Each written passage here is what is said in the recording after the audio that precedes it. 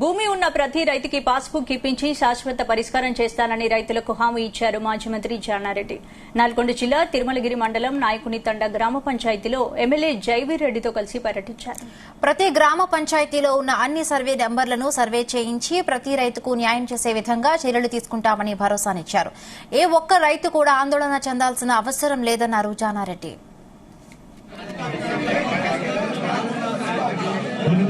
రాజవరం కూడా ఉంది. రాజవరం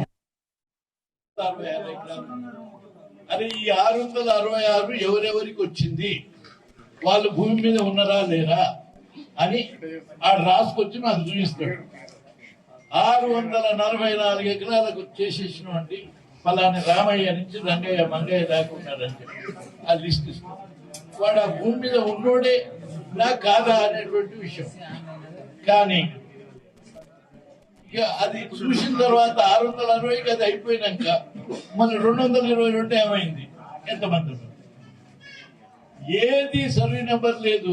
పిక్కు దేని మీద గుట్ట మీద కూర్చున్నాడు, ఎట్లా కూర్చున్నాడు.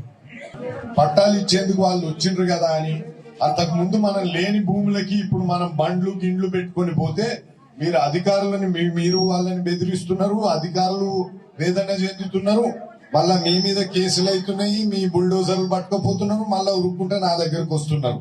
మీరు బాధపడకండి, నన్ను బాధ పెట్టకండి, అధికారులను వేధించకండి. ఎవరు చేయాల్సిన పని వాళ్ళు చక్కగా చేసుకోండి. ఇప్పటి వరకు ఉన్న భూమి ఇప్పటికే జానారెడ్డి గారి దేవుని దయ వల్ల మీకు చాలా భూమి వచ్చింది. ఇప్పుడు కొత్తగా మీరు మళ్ళా వెళ్ళి ఆ ఫారెస్ట్